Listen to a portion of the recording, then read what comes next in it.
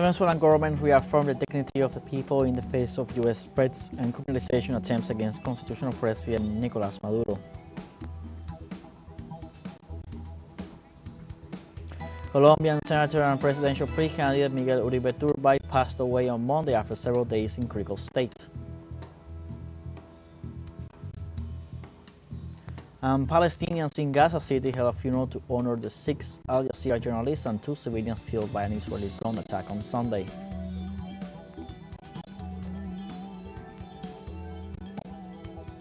Hello, welcome to From the South. I'm with Alberto Matos from the teleSUR studios in Havana, Cuba. We begin with the news.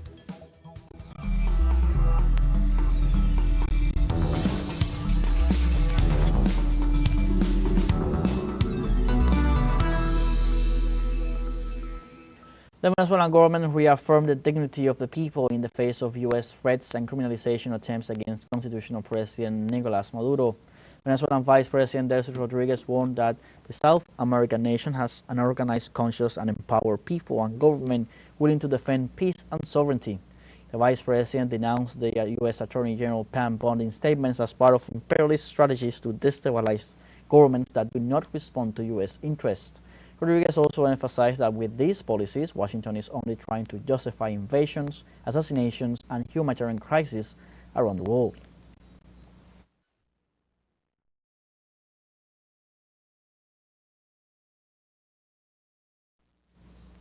Colombian Senator and presidential pre-candidate Miguel Uribe Turbay passed away on Monday after several days in critical state. The day before, Uribe had undergone emergency surgery at the Fundación Santa Fe Clinic, where he remained hospitalized after suffering a setback in his recovery due to a hemorrhage in the nervous system.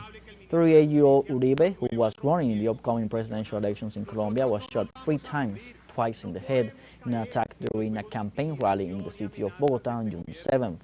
He remained in an intensive care unit for more than 12 months with episodes of slight improvement.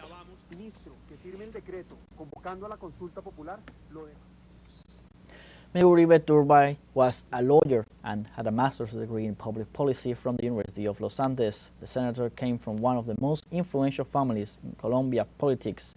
Turbay belonged to the far-right conservative Democratic Center Party and was the grandson of Julio Cesar Turbay Ayala, former president of Colombia from 1978 to 1982. His mother, Diana Turbay, was a journalist who was murdered by the Medellin cartel in 1991.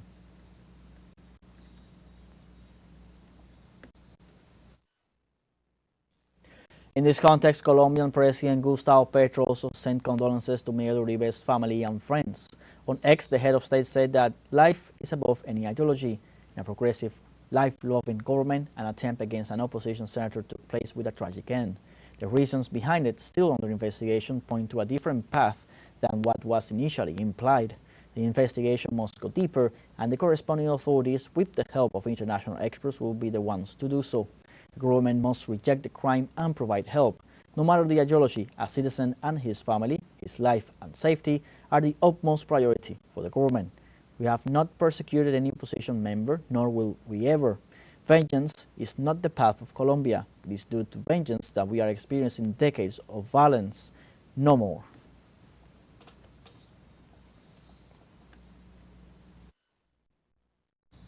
And reactions poured in following the news of Miguel Uribe's passing. On X, Colombian Vice President Francia Marquez said the following: "I deeply regret the passing of Senator and presidential pre-candidate Miguel Uribe. I send my deepest condolences to his family, friends, and supporters at this time of grief. Today is a sad day for the country. Violence cannot continue to shape our destiny. Democracy is not built with bullets or blood. It is built with respect, dialogue, and recognition of our differences, regardless of political position.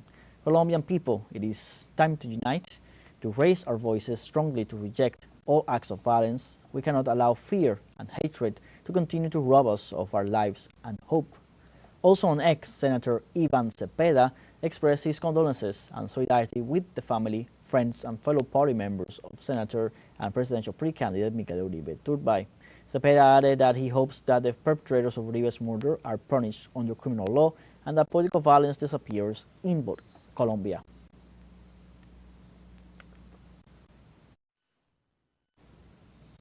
In a statement, the Historical Pact for Colombia expressed its condolences upon the death of Senator Miguel Uribe Turbay. The political coalition stated, "We express our deepest condolences for the passing of the Honorable Senator Miguel Uribe Turbay, politician and public servant. We join his family, friends, colleagues, and all citizens who today mourn his passing in grief." The statement continued, "We join in prayer for his eternal rest and for the comfort of those who mourn him. His departure also hurts the democracy of the country."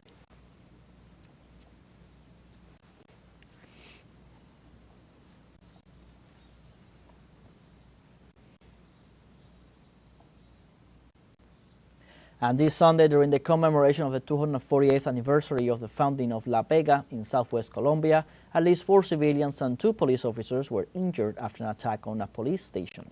Authorities report that the attack was carried out with drones, gunfire, and explosions, amidst the fear of the people who took refuge in shops open to the public. The explosions reached the police station and other nearby houses. Municipal authorities made an urgent appeal to armed groups committing crimes in the area to end the violent actions that threaten the lives of civilians.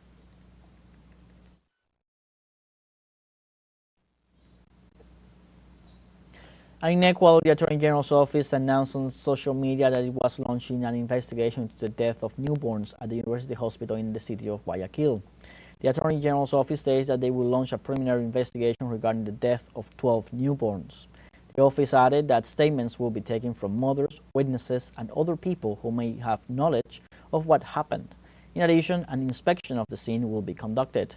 The Ecuadorian Prosecutor's Office has also urgently requested the medical records and other information from the hospital director in order to clarify the incident.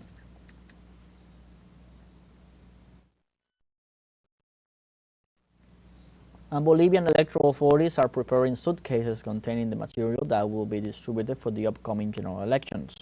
The departmental electoral tribunals are carrying out this work in their logistics operations centers under the supervision of international observers in regions such as Santa Cruz, La Paz, and Beni. Distribution of this material is scheduled to begin on August 14th and will be accompanied by police and military guards, explained Departmental Electoral Tribunal's President, Maria Cristina Claros. In Bolivia, more than 7 million people over the age of 18 are called to vote to elect the president, vice president, and members of the legislature for a 5-year term. And in Brazil, the 22nd edition of the Agroecological Conference of the Landless Rural Workers Movement concluded in the state of Paraná. More than 100 exhibitors participated in the event with the aim of highlighting the importance of producing food free of agricultural toxics and genetically modified organisms, as well as building a more just and sustainable future. At the end of the day, participants planted olive trees in tribute and solidarity with the Palestinian people in the face of the constant Israeli attacks on Gaza. The topics discussed at the fair will be taken to the United Nations Conference on Climate Change, which will take place in Brazil in November.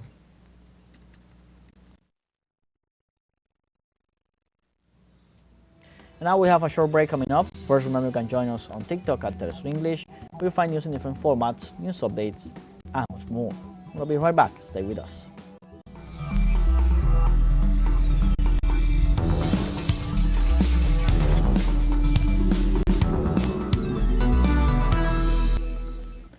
Welcome back. In Haiti, the government established a 3-month state of emergency in several parts of the country as the fight against violence from criminal groups intensifies. In a statement issued this Saturday, the government announced that the measure will cover the departments of West, Center, and Artibonite, the latter experiencing a significant increase in attacks by armed groups in recent months. The document stated that given the magnitude of this crisis, it is essential to decree a major mobilization of state resources and institutional means to address it. Powerful armed groups, often linked to the country's business and political leaders, have been competing for influence and control of territory for years, affecting the lives of millions of people.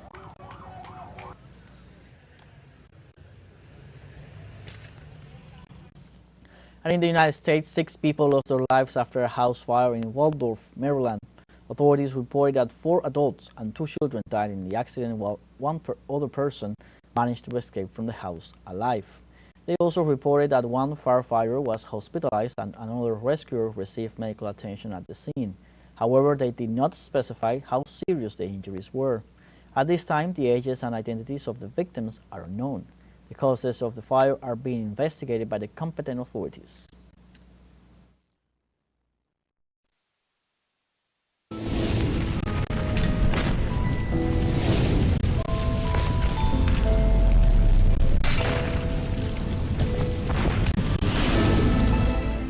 A 6.1 magnitude quake struck Sintirci in western Turkey on Sunday, killing at least one person and injuring dozens more.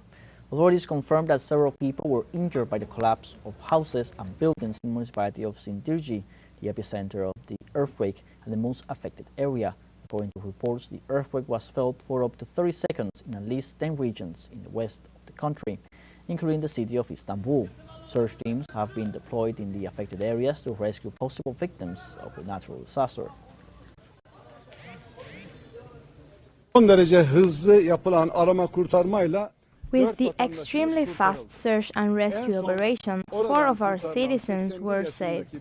Unfortunately, an 81-year-old person died soon after being rescued from under the rubble. Yes, we have a number regarding our injured.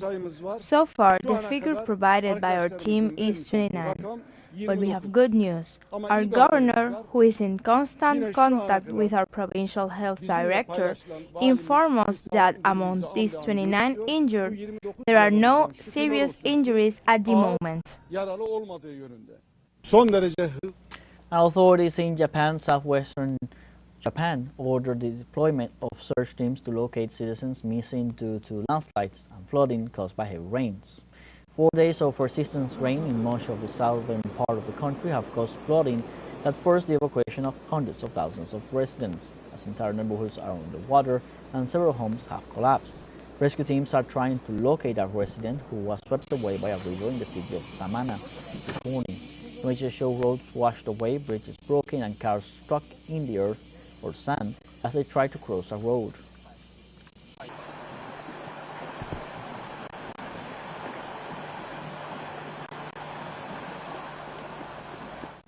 And all roads damaged by flooding in Yuzhong County, northwest China, had been repaired and reopened on Sunday after torrential rains hit the county and caused flash floods and landslides.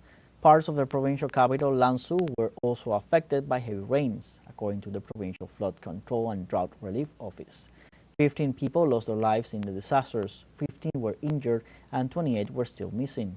After nearly 24 hours of uninterrupted rescue efforts by nearly 200 workers on site, the Xunlong No. 2 bridge on Provincial Highway S104 in Yuzhong, the last section of the flood-damaged roads, was officially reopened to traffic on Sunday afternoon.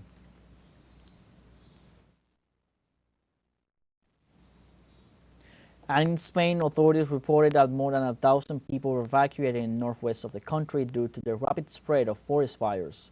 The flames, fueled by extreme temperatures and strong winds, forced the authorities to carry out mass evacuations, including areas of historical and environmental value. Among the most affected areas were the town of Carucedo and its surroundings, where about 400 people had to leave their homes, as well as several communities near Las Médulas, a site declared a World Heritage Site by UNESCO. Social organizations are calling for urgent measures to protect ecosystems and vulnerable populations, while the fires are part of a wave of extreme events affecting southern Europe. We have a second short break coming up. Remember, we invite you to visit our Facebook page at teleSUR English. There you'll be able to watch our top stories, special live coverage, and much more. Follow our page and activate the notification button to stay up to date on the world's most recent events. Final short break, don't go away.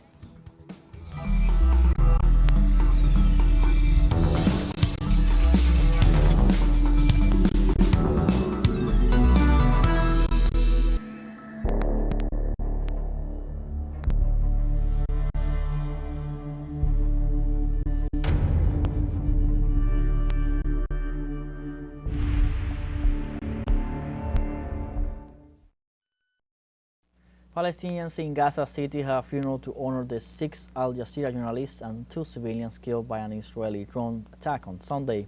Mourners took part in a funeral procession, taking the bodies of the slain martyrs from Al-Shifa Hospital to the cemetery for burial. The Gaza Information Office offered condolences to the victims' families and wished a speedy recovery to the wounded. The media professionals were killed while covering the devastation of the military offensive in Gaza. Zionist forces have killed more than 230 journalists and media workers since they began their bombings in the Palestinian enclave in order to silence and hide their atrocities.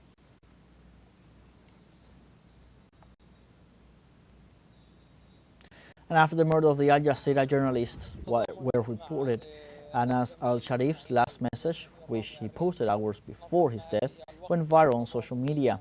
In the published text, the murdered journalist stated that he never stopped conveying the truth without falsifying or distorting it, in spite of all of the suffering and losses of his people.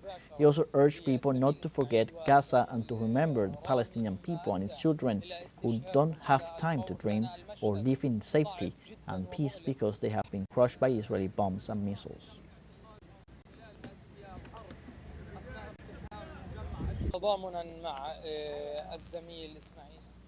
And Israel has killed at least 238 Palestinian journalists since 2023 in the midst of its genocidal offensive against the Palestinian people. For over 2 years, the Israeli regime has not only been destroying Gaza, but also eliminating those who document its crimes.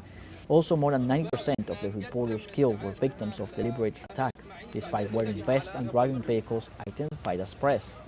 These figures certified the Zionist regime as of Israel as the leading cause of death of journalists around the world. Despite the campaign of extermination, Palestinian journalists continue to report from their ruins as they will continue to show the world the barbarity of Zionism.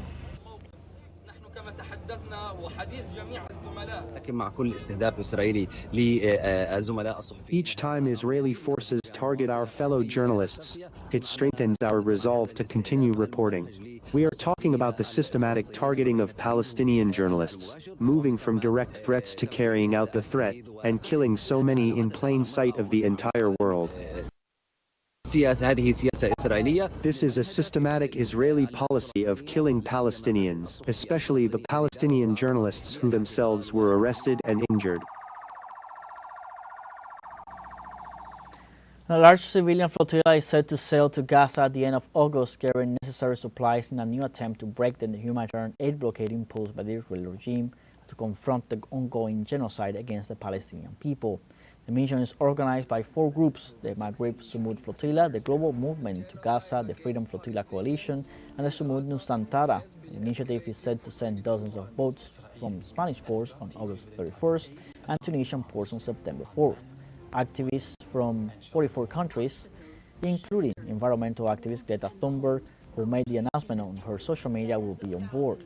The last attempt to break the Israelization of the enclave was that of vessel Handala, which was intercepted by the Tel Aviv's naval forces on July 26. Have so many journalists, UN workers, and health workers been killed?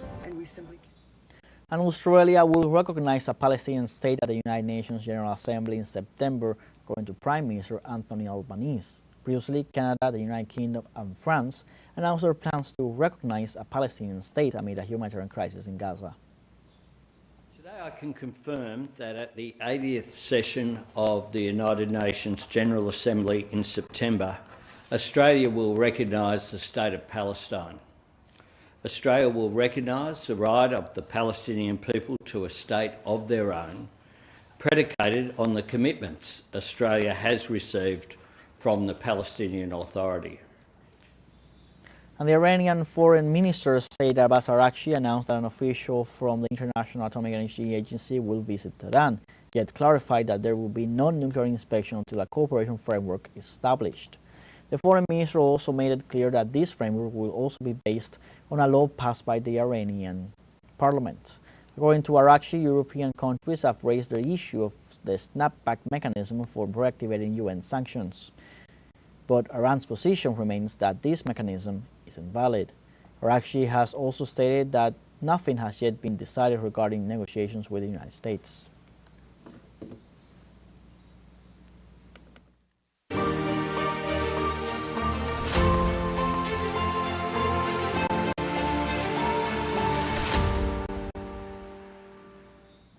At least 2 people died and 3 others were injured in a Ukrainian drone attack against civilian facilities in Russia's Tula province.